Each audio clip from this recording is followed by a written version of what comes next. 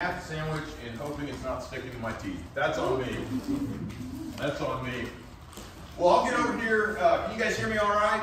Yes. Awesome. Good. For Christmas I got the gift of COVID, and so I've still been a little hacky coffee. So just making sure I'm projecting here. I've been in Tyler, associated with Tyler since 1991. Absolutely love it here. How many of y'all are Tyler natives? Just out of curiosity. Anybody been here 10 years or more? Yeah, it's been neat to see how the community's developed. Just a little bit about who I am and what I do. Essentially, I am a leadership coach, and I focus on three things. I help people solve three problems, basically. Okay? Problem number one, I help people reduce unnecessary conflict. Right? Some conflict's good, it helps us get things done. You got people, they're going to have different opinions, there's going to be some friction, that's fine, but there's also some stuff that just gets in the way. So I help people reduce that. Two, I help people either prevent or recover from burnout, which is what we're going to be talking about today. And then three, I help leaders create sustainable positive change. One of the reasons people don't like consultants, and usually I try not to call myself a consultant, is because that joker shows up with a briefcase and a plan, and 6 months later, everything goes back to the way it was before, right?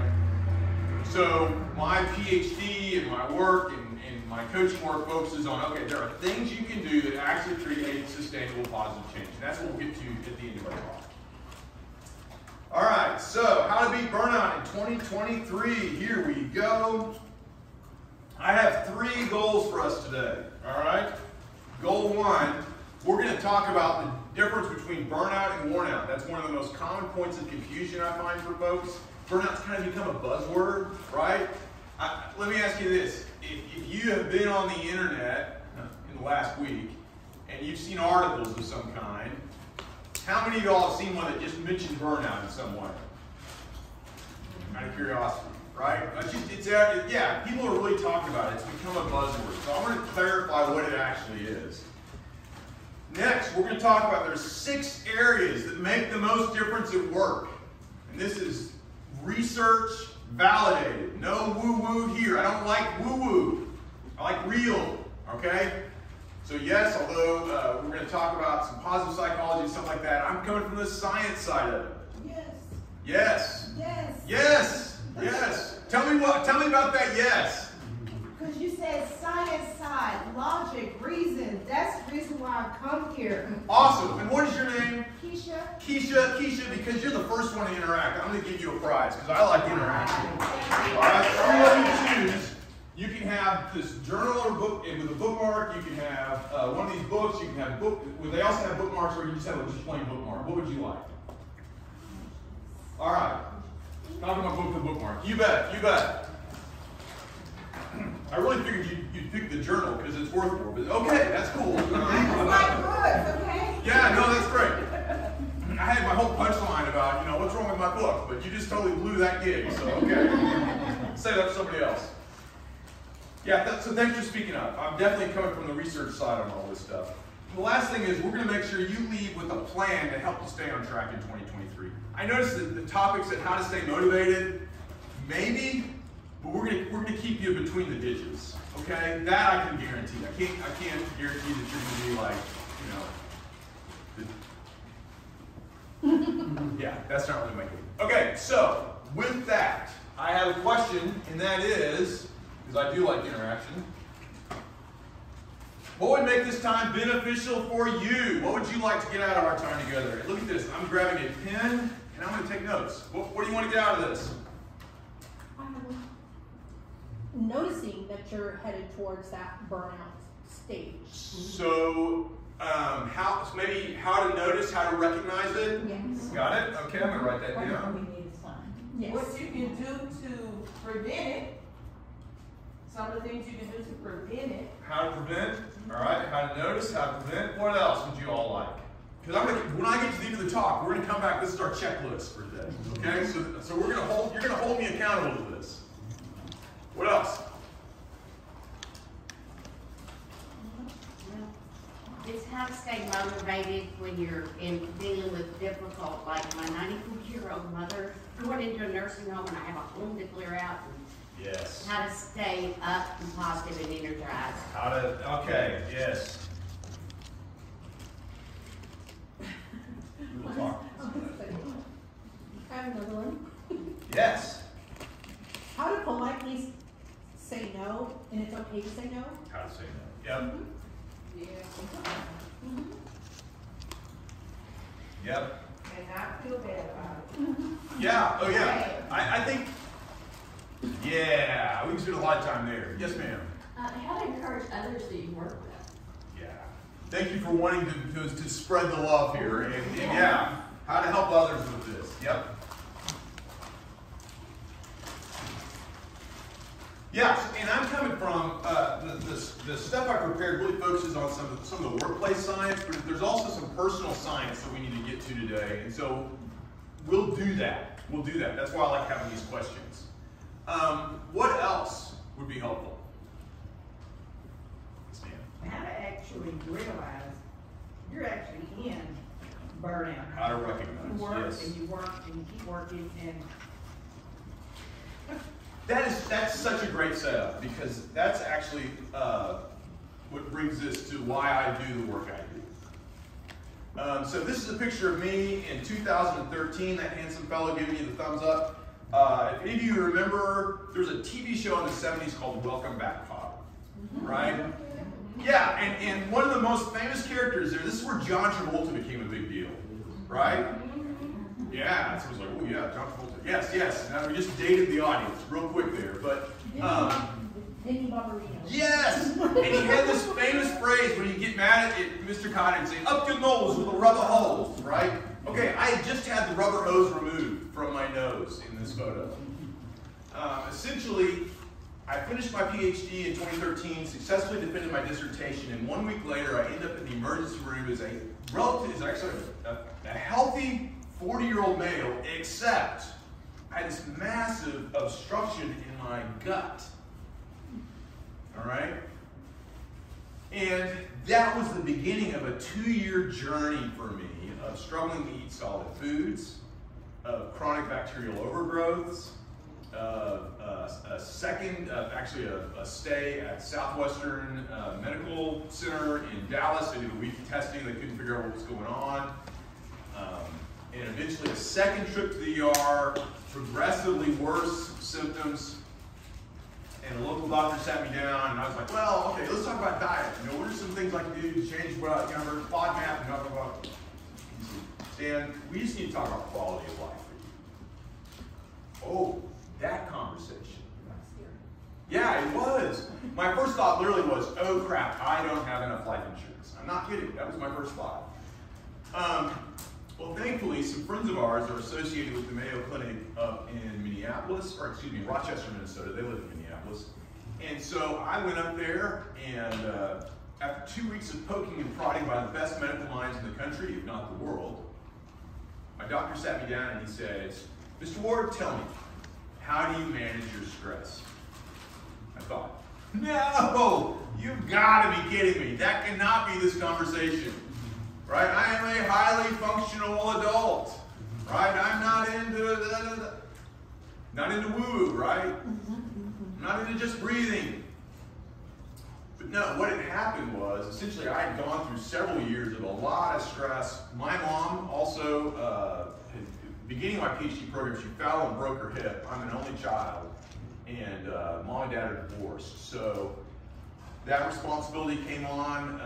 We later found out mom had a lot of severe health issues that we didn't know about that were complicating some things.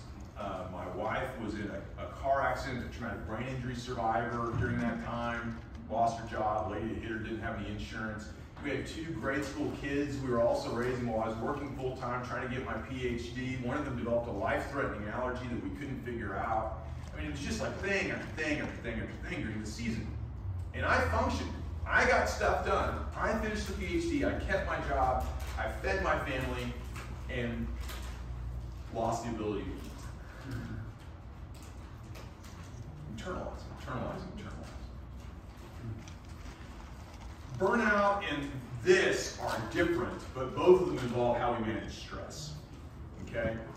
So that's why this stuff is so important to me. I'm a person who naturally cares about both relationships and results. I like to see success in both spaces. And in trying to manage both relationships and results during that season, I, nearly killed myself. I don't want that for you. So let's talk about what burnout really is. Have any of you ever been driving along the road and run out of gasoline? Yes. Yeah. So when you run out of gas, what happens? The car don't go, and you're mad. Car doesn't go, you get mad, yeah. I actually had the experience of, I was with a guy, we ran out of gas, we were on a highway. Thankfully there was an exit ramp right where we were. We literally coasted into the gas station. It was the coolest experience ever. I mean, just coasted right in there. Very impressive driving. And how do you get going again? Yeah, you refuel and you're back on the road. It's a very simple fix. How many of y'all have driven a car when it was out of oil? Or known someone that's done that? What happens? Bad things. Yeah. Right? Blows up. Eventually, yes. Right? Because the way that engine works is there's enough residual stuff from the oil that was in there that it can work for a while, but the great irony is even though it's working, the whole time it's working, it's destroying itself. Yeah. And eventually the engine seizes up and has to be replaced. That's the difference between worn out and burnout. Worn out is really simply that just you're exhausted, and when I say simply, I'm not belittling it. Worn out is that experience of just simple, it's overload, exhaustion. The solution really is to rest and recover, to refuel. And yes, if we want to talk about motivation, there are things a person can do to help themselves refuel. And let's make sure we kind of get back to that before we're, by the way, how much time do I have? What's my clock on? What time do I need to wrap this up? 12:45. Yeah. Okay. Oh, tons of time. Okay, great, yeah. So we'll get to some of that stuff on the motivation and the refuel side. Burnout is something different. Burnout is close to what I experienced in that when we're in burnout, we don't have the fuel we need to keep ourselves going, whether it's emotional fuel or physical fuel or whatever, mental fuel, mindset. But in the process, because we're lacking that resource, we end up doing damage to ourselves. And yes, there's actually there's kind of 12 stages to burnout that we can see people go through. And yeah, at the very end, it includes behaviors like self-harm and even people taking their own lives from the experience of burnout in its biggest manifestations, in its worst case scenarios. Wow, right? Just like that engine.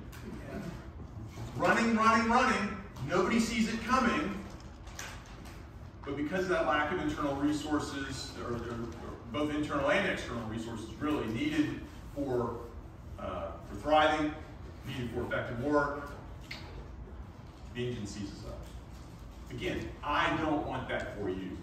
That's why I do what I do. The world needs leaders who care about both relationships and results, who care about both people and productivity. When those people succeed, life's better for everybody. The trouble is, as we talked about at kind of the beginning of this, that sort of sets you up for burnout. Because managing both relationships and results is hard. They often are in conflict with each other. So, from the science side, let's define 3 dimensions of burnout. So here's what it really is. Okay, we can use the image of a car running without oil. That's a helpful metaphor. From the science side, as far as what's observable, what's measurable, there's 3 dimensions. True burnout. Dimension number 1 is overload. Okay? Makes sense? And if it's overload alone, overwork alone, that's worn out. That's the experience of being worn out. Okay? The solution is fairly simple. Rest, refuel, recover. Burnout is something different because it has these other pieces to it. The second dimension of burnout that we can measure is, some people call it cynicism. A fancy term is depersonalization. The simplest way I know to put it is disconnect. There's a disconnect from people, there's a disconnect from purpose. And so to this question of how to recognize burnout, if you have this growing sense of overload, overworked, and you're getting up morning after morning and thinking, man, I really don't have the energy to do this today. And you have a growing sense of disconnect from the people in your work, a disconnect from your sense of purpose at work, that's the check engine light. Okay? The third thing we can measure is a growing sense of a lack of accomplishment. That sense that you're sort of the hamster on the wheel, spinning, going, and not getting anywhere. A friend of mine's in law enforcement, and when I was starting to do it was, I guess like somewhere between 2017 and 2019, I started researching burnout and its effect on leaders. So I was talking to a friend of mine during that season who's in law enforcement, and I was asking him how his work's going, because he's fighting human trafficking here in East Texas. And he said, Stan, I feel like I'm throwing pebbles at a train. Okay, that's a sense of ineffectiveness, right?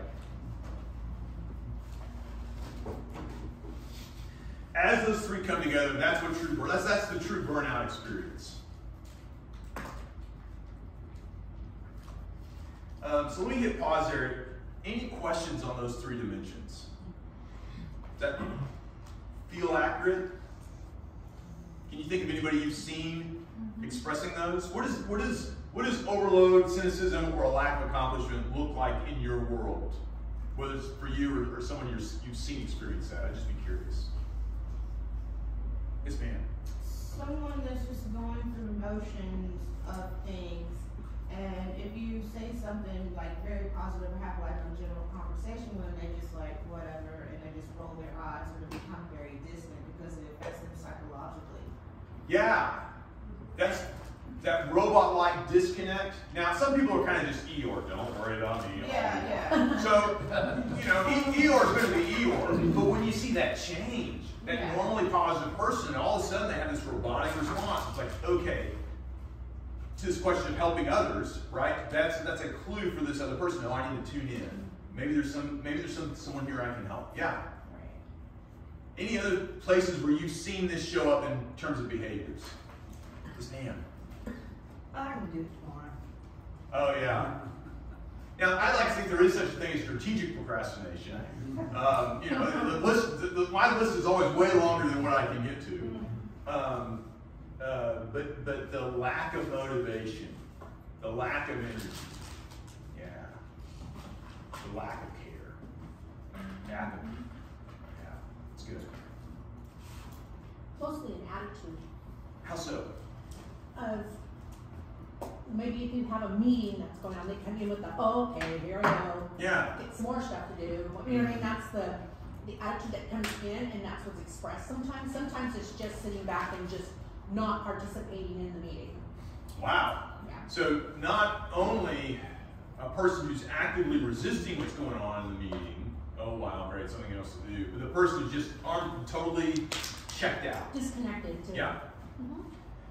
Yeah, so we're in a really interesting season in our society. There's a lot of things that contribute to us being in our heads and not being fully present. Right? And so I hear that's kind of what you're describing. That person is just, they're not present, they're not connected. And that's definitely another behavioral sign that someone may be in burnout. Yep. Anything else y'all can think of? All right, let's keep marching. So what I want to get to next is we talked about the three dimensions of burnout. So that's to help us define the difference between burnout and worn out. Again, burnout's this buzzword. It's overused. I'm so burned out. Are you really, or are you just tired? Right? So one distinction between that. Something I'll also give you that's interesting is, I never know how conversations like this are going to go because there's a social stigma that goes with burnout as well. Right? If I go to my workplace and say I'm burned out, what's my boss going to think? You don't want to work here. Yeah. Somewhere else. Did I just make myself a short time? Yeah. Yep. Right? If I say I'm going to a workshop on burnout, what does that mean? Get Right? the next raised. Yeah, yeah. So burnout is this tricky term for us to work with.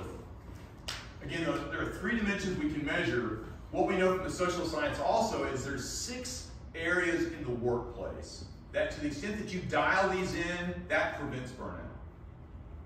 And so when I work with clients on burnout, typically what we do is we do a survey for them that measures the 3 dimensions that we just talked about: overload, cynicism, lack of accomplishment, and we dig into these 6 areas in the workplace, because what helps people make progress and get re-engaged at work is to address these 6 areas.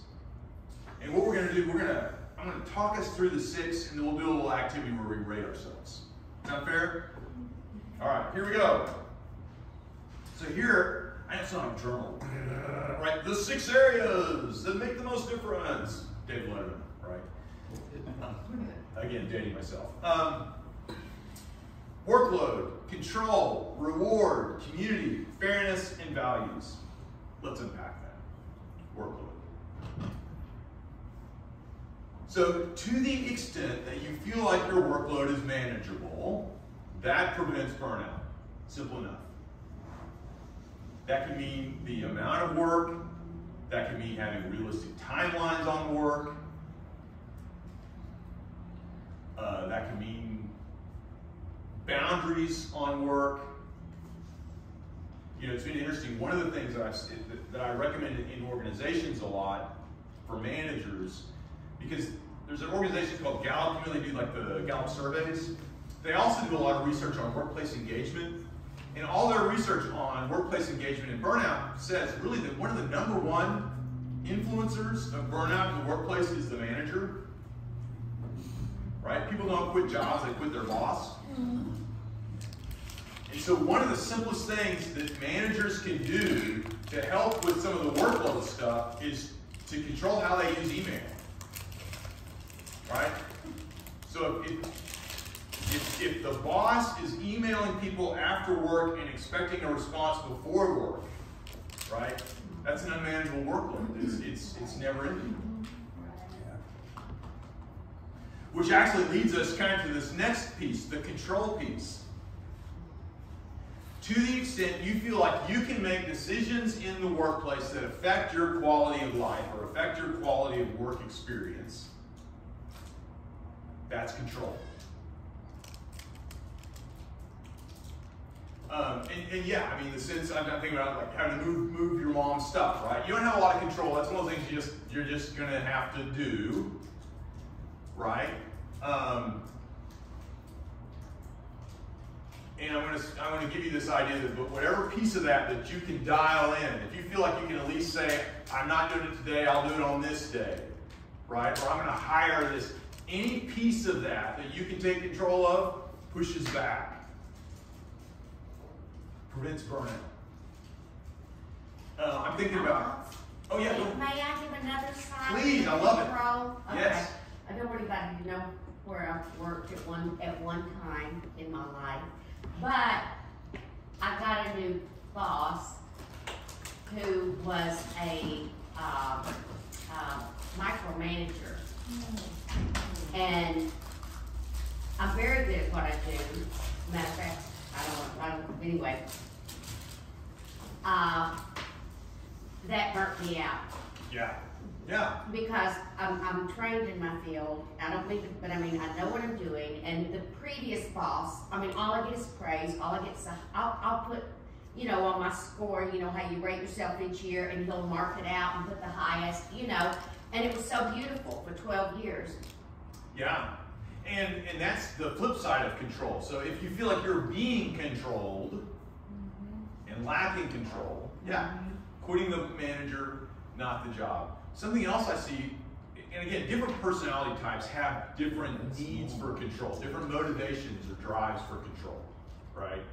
So some of the folks I work with who are prone to burnout have this need to just control everything. And so they just work themselves into the ground ridiculously. I had a conversation last week, with a client who is dealing with burnout, and part of the thing he realized is he's on all these boards and he doesn't want to be on them. right? Great, okay, so what are we going to do? Well, okay, I'm going to start getting off these things. Well, as we're talking through that, his original plan was he was going to reach out to the CEO of the nonprofit, introduce the CEO to the person that he thought would be a good board chair. He's going to talk to the board chair. He's going to coordinate all these conversations and line all this up so that the right person gets in the right job at the right time. Yeah, that's control. And I'm like, how many days is that going to take? How much time and energy is that going to take? And ultimately, whose organization is it? Right? Let the problem owner own the problem. Reward. To the extent that you feel like your work is recognized and valued, also kind of to your illustration, that dials in your ability to prevent burnout or to guard yourself against burnout. Reward can be in terms of, pay, benefits, doing work you like is its own reward, right? For years, I was a secondary school teacher. Why? Because I just like students. And that was its own reward.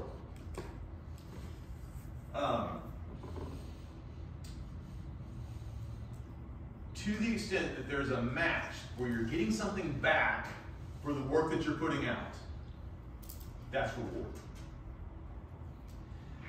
And, kind of reward can think in terms of sort of stuff you're getting. It's a little more tangible, physical, concrete. The community side talks about the quality of relationships in the workplace, right? For several years, I was in administration at a university, and we went through a similar situation where we were talking about change, where we changed our president and the vice president I reported to both changed. They didn't know the work I had done before, right? And their style of communication, very different. And really, there was a cynicism there that they really thought you were trying to, they always thought you were trying to screw them over somehow. So the conversation was always about, what's your real motivation here? There was no trust. And after about 6 months of that, I realized, you know what? I gotta go. It was the community piece for me that really contributed to that, and I think it was a true burnout experience because there was also some other things going on, overload and some things. I was in school in a season when it was really struggling. That's why they had this big switch out, right? And I realized, okay, shoot, I'm the researcher on burnout, and I know what's happening. And that was the beginning of a season of me making changes and having to do some things we'll talk about here in a little bit, because I realized there was no way out of that one. They were going to last, not me. Which also goes to fairness, right? Part of the problem with my boss at the time was, and I was a remote employee doing work for this university, and for months I was trying to get with my new VP, never answered an email.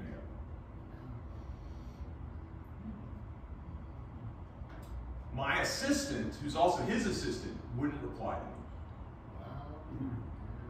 Writing's on the wall, right? Writing's on the wall. Fairness is about, do people follow policy and procedure? I mean, the policy and procedure was you're supposed to reply within 24 hours. Fairness is about, do you feel like in the workplace that violations and codes of ethics and things like that are being dealt with?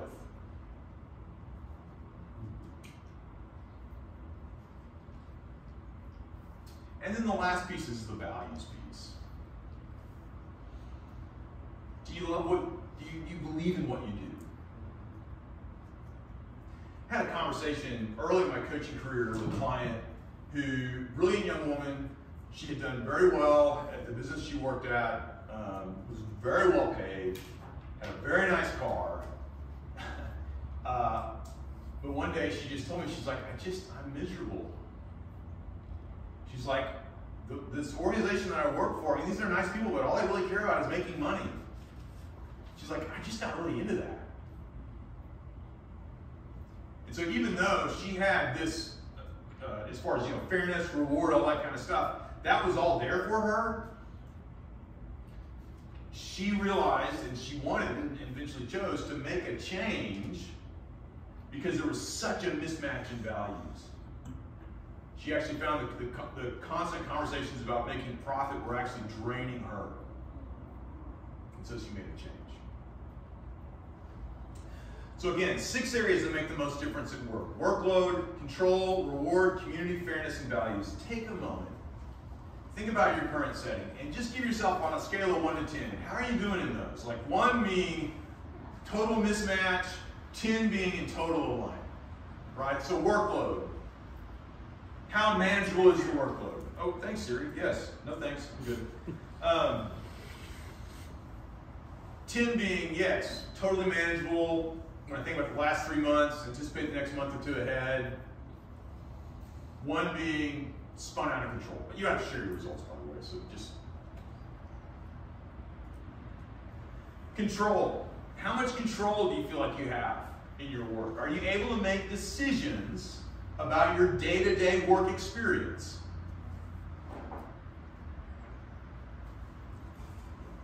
Scale of 1 to 10. Next is reward. Do you feel like you are recognized? Are you getting something back for what you give? Scale of 1 to 10.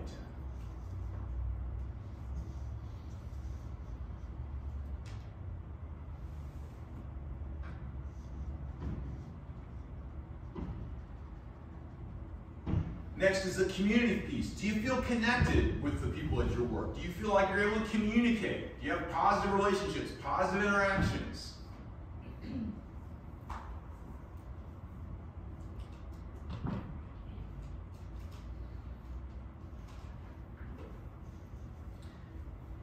So, Yeah. okay, I just want to add to, again, back to the workplace, it's also, do they have your back? Yeah. And that was the thing that I always had until the new. And then it causes a lot of insecurity. Yeah. And it makes you not as productive because. You were having to second guess yourself playing games. That was my experience. Well, I can second guess what I needed to do, but yeah. I wasn't, it was, It created a trust issue. yeah, it was, you weren't feeling secure. Right. And you really can't do your best when you have to step back, when you know what needs to be done. You've been doing it for all those years, and then it's just terrible. Anyway. No, it's a good example. And I think that the community and fairness both, I feel like, are being exemplified there, right? Mm-hmm. Fairness is when people do the right things, they're not punished, or they're recognized and rewarded. Yeah. Yes, ma'am.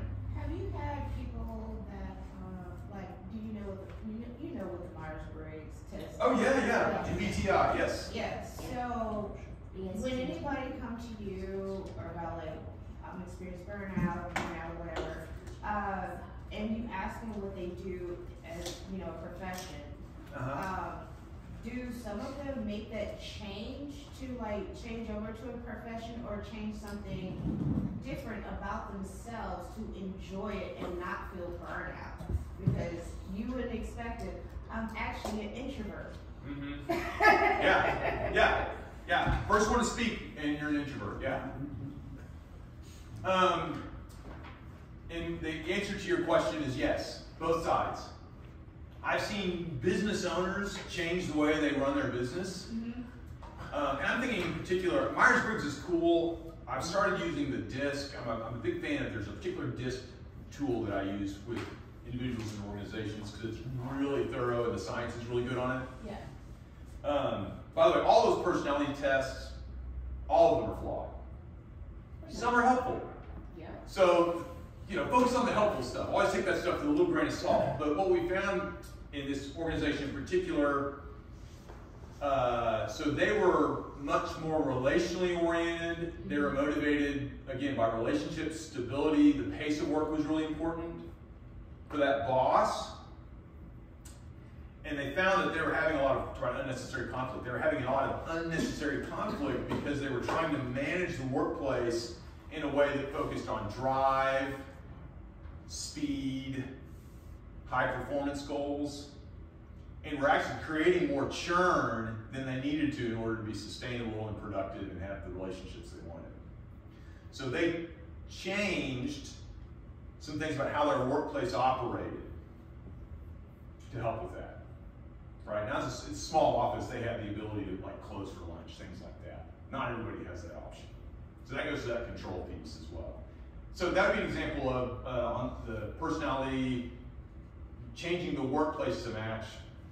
And then I'm also thinking of some mismatches in workplace assignments, again, because the work itself really needed and rewarded drive and interaction, but you had a person who was a highly specialized, highly competent person, very process driven. And it was such a mismatch. Or even I'm thinking about actually a receptionist who, this is awful, right? The receptionist is going to be the most relational person in the organization. They were remodeling their building. They stuck her in a room on the second floor away from people where she had no windows. Oh no. Just because that was the space that was available because they were remodeling where she was. You know, it wasn't a punishment or whatever. She was in tears when I talked with her, right? Mark? Yes, and I may be chasing rabbits here. But Chase them. The thing in her situation, it sounds like in your situation, and if our leader at this organization left, I mean, you get a new leader, you have a long-term employee, nobody trusts anybody. You don't know them, you don't have a relationship with them. That's why it's all about relationships, right? I mean, nobody trusts anybody. Yes, and that's where that community, reboot. Please save your work to avoiding loss. Reboot now. No. Just click now. That's why that community piece is so important. And yeah, trust is about consistency over time. And so that's one of the reasons, yeah, transitions are scary and they are high stress for folks. Yeah. And again, this university situation I was in, the organization was struggling. A change leader was brought in. There was a lot of kind of top-down change that was needed to keep the organization going, but it was that lack of trust from the top. There was basically an assumption that you people are incompetent or you're screwing the organization, and that's why we have problems. And so it was there was a constant having to prove yourself. And that drain eventually for me was like, I just want to keep doing this. In that situation, when they're not responding to emails, that's a passive aggressive. Oh yeah. This guy was totally toxic. And the good news is 6 months later, both this guy and the president were gone after I left. So the organization figured it out, to their credit. Same here. Mm-hmm. After 6 months, wow. Yeah. I know your story.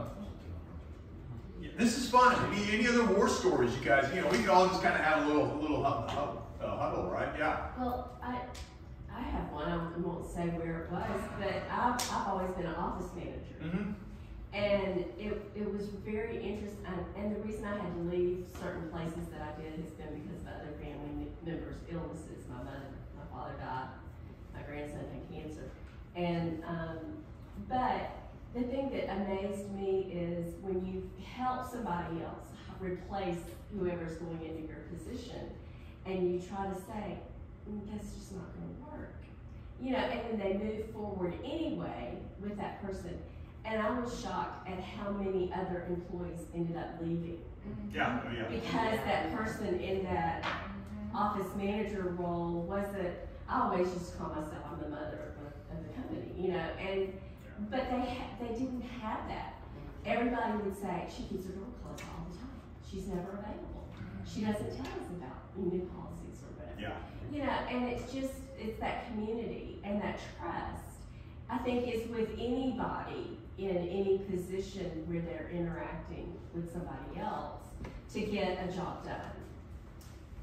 Yeah, you know, sometimes we talk about the science side of things, right? Sometimes there's a conversation around soft skills that kind of get poo-pooed. Mm-hmm. Soft skills really do create hard results. Mm-hmm. They do. Yeah, it's just harder to measure. You're right, absolutely. Yeah. Because in an interview, you don't always get Mm-hmm. those results, you know, because they're trying to impress somebody and get a job. Exactly. Yeah. Yeah. In today's world, ladies, correct me if I'm wrong, not me, and you got a lot of young ones here, but I believe we have a conflict of where you've got older people that have done their jobs for years, and they know it like clockwork. They can do it blindfolded and under sedation, but they are good at what they're doing, perfect. A younger generation walks in the door with the high degrees, making more money, and all of a sudden, here's a conflict that's already started. You got the younger generation, very well educated, they're in a learning mode, and these people are like, she's making more money, I'm not gonna do that. Yeah. Openness to change cuts both ways. Yeah. Right? So change for change's sake is not helpful. That just creates churn, or it also a refusal to make necessary changes creates churn. Yeah, and so I would call it's a great example of that kind of unnecessary conflict, not that I try to help folks untie. And many times it can absolutely start tearing a company down when the supervisors don't realize what's going on, and there's dissension there, and all of a sudden somebody says, I quit. Sure. Yeah. And they're good at their job. Yeah. It costs to replace people. Yeah. Okay, so on the slide after this, it was from 1 to 10 to rate yourself on those 6. Yeah. Okay, so what's a good score on that? Oh. Whether we know if we're in the close to getting to burnout? Yeah. So let's just say this is a totally non-scientific survey we just took, right? So what I would say is pay attention to what your top score and your bottom score are, right? So your top score tells you, okay, here's your highest numbers tell you, here are the things that are working for me right now. Hopefully that's positive feedback, congratulations. Those low, it's not so much those numbers are all relative. Right. What you want to pay attention to are just the tops and the bottoms. So you want to celebrate the stuff that's working for you. This also goes to some of this mindset and positive psychology stuff. So our brains are wired to find threats and to fixate on them. And when we do that, it releases all this cortisol, adrenaline, epinephrine, all this stuff into our systems. It's basically like a toxic chemical dump to make us feel bad, to move us to action. Fight, flight, or freeze. Okay. And that helps us not get eaten by woolly mammoths. Well, woolly mammoths, probably they're like, they eat grass or something. But it, you know, that helps us avoid life and death threats. Well, for the most part, the world we live in, we don't have the same level of existential threat that human beings have for thousands of years, right? So what happens is we can fixate on those threats, this constant toxic chemical dump that's going on in our systems, and it essentially the fight, flight, or freeze system, if you're in that state all the time, you know what you're not doing? Rest, digesting, or healing. That's the parasympathetic nervous system versus the sympathetic. The reason I was in the hospital is my fight, flight, or freeze response was so hyperactivated that I was not resting, digesting, or healing, and eventually it caught up to me. So that's one of the reasons when people talk about gratitude, and I mean, no, really, yes. Gratitude, celebrating successes, giving fist bumps, those quality relationships, all that helps reactivate the parasympathetic nervous system that helps with rest, digestion, and healing. And if you're resting, digesting, and healing, you know what you're not doing? Burning out. So, good conversation there. Man, I don't even know how we got there. I think I'm still like COVID brain. I just feel so fuzzy. You were at rating yourself. Oh yeah, rating yourself. Oh yeah, the question. Okay, so that great segue, by the way. You totally set me up. You know what? You get a prize. I love that. I love that. You get a prize. Oh my goodness. Lois, what do you want? What do you want? I'll get this one. I just, you all are so encouraging. I Are really, you gonna sign it for me? I'm happy to do so. I don't have my fountain pen today, but yes, I'm happy to do so. Okay. So, first of all, celebrate what you got working for you. Let yourself have that endorphin hit, right? Here's the other thing about these chemicals that are in our bodies. This is the neuroscience side of burnout. We metabolize those feel-bad chemicals way slower than we metabolize feel-good chemicals. You ever had a really good workout and felt really good afterwards? Right? And that's your body releasing those feel-good chemicals. It's rewarding you for that activity. If, I mean, here's something you can do. Give someone give a family member a 30-second hug. Actually releases some of those feel-good chemicals. Problem is they metabolize a lot faster. The crazy chemicals, the toxic dump stuff, it takes about 20 minutes to metabolize that once it's activated. I've literally had conversations with my wife. I'm going to be a crazy man for the next 20 minutes. I'll come back to you in 30. Because I just knew what had happened. It's like, oh crap. Totally hijacked. Right? That's good that you do that. Oh yeah, yeah. It really is. This has been a good, so the PhD in leadership studies has been really, really good for me, not only professionally, but as a human being because of the things I started studying and the way it impacted how I show up in my family. Transformed my family life, ironically. I thought it was going to be about work and ended up transforming my home.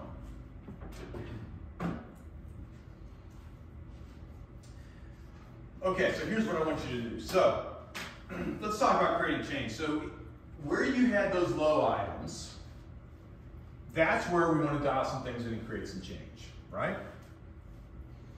I am not a fan of New Year's resolutions, right? I turned 50 this year and actually decided I'm going to stop trying to get fit. Like that's just, I'm just not going to be Arnold Schwarzenegger. This bodybuilding thing that I thought, I was going to go, just kidding, that's never been an option. But what I am a proponent of, though, is this idea of small experiments. This is how you create change and make it sustainable. 3 things. So as you're looking at these areas of work life that you want to dial in, I would encourage you to run small experiments. What's a small experiment? Well, essentially, you say, okay, here's this change I'm trying to make. Here is a very small, specific action I can take that I think is going to get me closer to that. It's not going to solve it. It's not going to bridge the whole gap, but it's going to get me one step closer. So I'm going to do that thing. And then, here's the crazy part. Don't so much focus on whether it worked or not. Focus on what did you learn from the action. Let me give you an example of small experiments. So when I got back from all that stuff in the hospital and had gone all this time without being able to eat, I was like, I don't know, 145 pounds at one point. I just really atrophied, okay? Didn't have much upper body strength at all. And I still had to work. Didn't have much stamina. I was like, man, I just gotta get my strength back so I keep functioning. And so but I was like, how am I gonna do this? I don't have stamina, I don't have energy, I don't have time to get in the gym. So what I did is, okay, I'm just gonna do 10 push-ups a day. And I'm gonna tie it to when I take my shower. Because my shower is a regular routine. I take a shower every day, and I think I have enough time that I can just do 10, if I can just do 10. And that started with 10, 10 became 20, 20 became 30, right? And over time, I started to get my strength back. Notice what happened there. I ran that small experiment thinking maybe this will help me get better. And actually I learned that by tying a new behavior to an already existing routine, I was much more likely to do it. I really couldn't figure out how to get time to work out, so I said, well, I take a shower every day. Maybe right before that shower, I can do those quick push-ups. Yes, ma'am. What I'm loving is I've got a group of walking girlfriends, and I tell you, women, we like to walk and talk, and we laugh, and we talk about everybody and all the problems, and over through the Cascades for an hour, and I will work my whole schedule around when everybody's been sick with COVID. Yeah. So, but that for a woman, Yeah. that does wonders. Yeah, community, the benefits of exercise, that helps with stress reduction, helps metabolize those stress chemicals. Yeah, all that stuff, super positive. On that line, one of the things I do a hiking coach program with clients that are local. I'll meet them we go to Faulkner Park, and we'll walk the nature trail. Oh yeah, yeah. Now that's been another small experiment I tried. I basically said, well, let's mix some exercise with the coaching. What would be a way to make that functional? Tried it and learned, oh, here's something that people enjoy doing, right?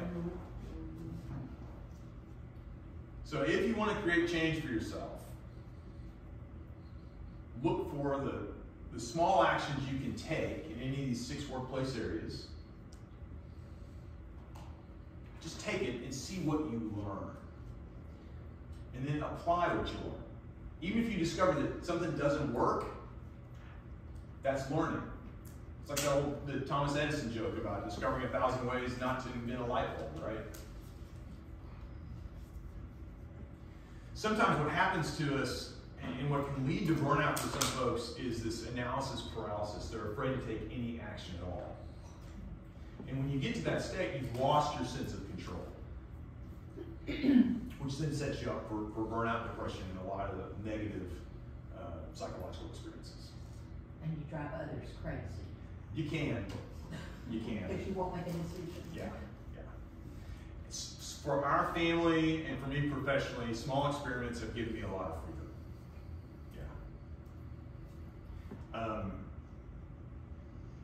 Yeah. Some things are just worth a B+. Not that you're doing bad. B+ is still above average.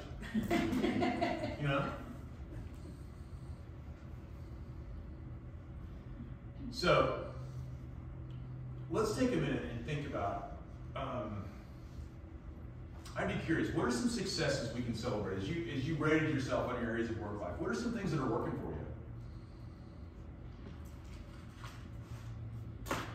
Being a Christian and having Bible study and prayer every morning so that you are letting God know all the trials and problems and that you don't have the answers, and if you would please guide me and open the doors that need to open and close the doors that shouldn't, because we don't always know which way to go. Yeah.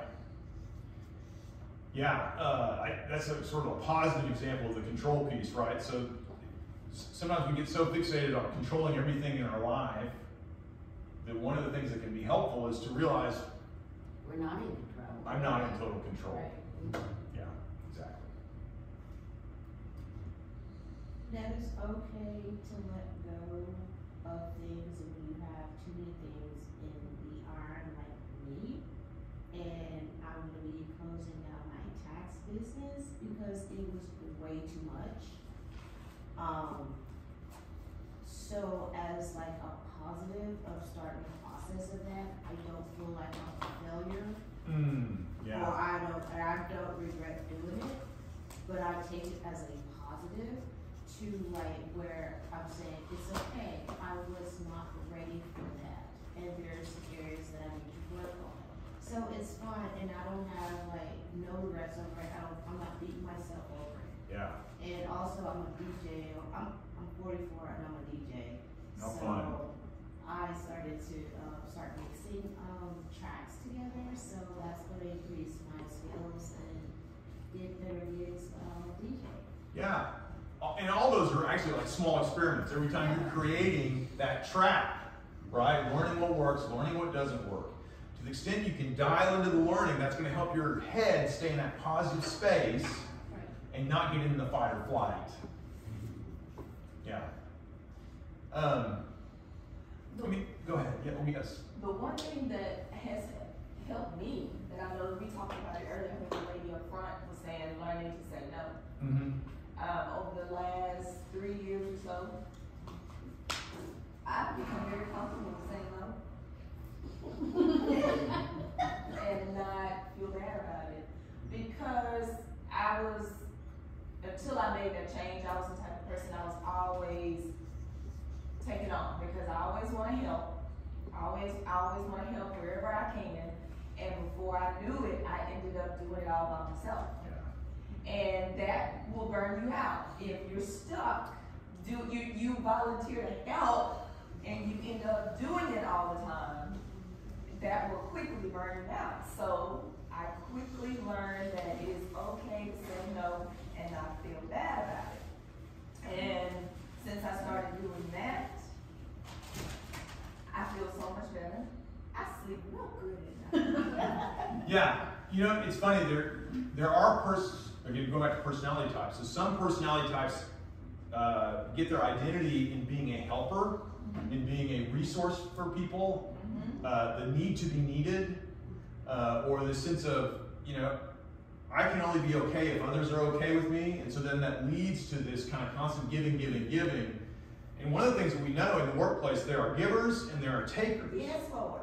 Oh, I'm sorry. No, that's fine. Because, I mean, this is kind of a fun conversation. With the takers, they're just going to keep taking. Yes. And the givers are the people who bring life to our organization. So what do we do? What's the best thing you can do in an organization? Get rid of the takers, one. And that's statistical. But two, teach people how to be matchers. So that the givers aren't just giving only, but they're giving to those who give back, and they're able to say no to those who just take. And saying no is a complete sentence. Yeah. Absolutely. Yeah, that's a real, I feel the need to explain myself. I don't. I used to be like that, but I'm like, no. Yeah. And I just keep on going. No, it's complete. And that's been one of my small experiments, actually. I mean, recently, I'm on a board, and yesterday was just busy, and I just said, I am unable to attend today. I didn't feel the, I mean, for me, I just thought, gosh, this feels kind of rude. I mean, I should go leave, but I just, you know, small experiment. I'm just going to do this and just see what happens. And they're like, oh, we'll miss you. It's like, okay, gosh. One thing that was really helpful when my job was good, my boss brought in the Myers-Briggs and we took it as a department, and then we learned, oh, okay, well, she's more that way. That's not a strength of mine. Yeah. So we learned, and he wanted us to be a team working together, and it really helps. Because we're all different, but we bring things to the table, but the way we do it, and it helps us to understand another person that's different from us, and then vice versa. Yeah, so I think one of the values of those tests is it brings up that what's common sense for you is not common sense for me. Because of your behaviors and your wiring and just your experiences in life, there are things to you that are just total common sense that I'm oblivious to. And and a lot of times the unnecessary conflict comes because we make assumptions about what's common sense. And it creates conflict in the workplace. A quick story that's kind of funny about this. So when my wife and I first got married, we got these candles as wedding presents. We're like, what are we going to do with all these candles? So in our bathroom, we had this kind of wicker shelf looking thing, and I'm trying to put these candles somewhere, and so I put one underneath that wicker shelf just to put it somewhere, thinking, well, obviously, no one would light a candle underneath a wicker shelf. That would be silly. It was just for looks. Didn't everyone know that? I got these two candles, I gotta put them somewhere. All right, fast forward a week, guess what happened? My sweet wife, and then she's awesome. She's really sharp, so this is not dogging her. Just saying, I get this stand, And at the time we had scorpions in the house, so I thought, oh, maybe there's a scorpion I need to go kill it. I'm like reading Newsweek or something. It's Sunday afternoon, and I'm chilling. And I'm like, oh, just a minute. Stan, fire. Just said it really sweetly, you know. And I come to the bathroom where she's standing, and she's just got to point at the wall. The wall is engulfed in flame. Right? What had happened? Well, she's like, well, we got all these candles, and they need to look like they've been used. Right? And she literally, she said, I know my husband would not put this candle here if it was not safe, because he pays so much attention to detail. Common sense. Nobody would put a candle underneath a wicker basket if it was dangerous. Common sense. What was your common sense, Kellen? Oh yeah. That was early in the marriage, and I was an idiot. So, yeah. Yeah, I remember, yeah, I was like, so what did we learn? And she's like, I'm not one of your employees. Like, you know what? You're right. I'm sorry. What did I learn? Okay. All right, so we got to move on for the sake of time here. So I'm curious from this conversation, what are your takeaways from this conversation?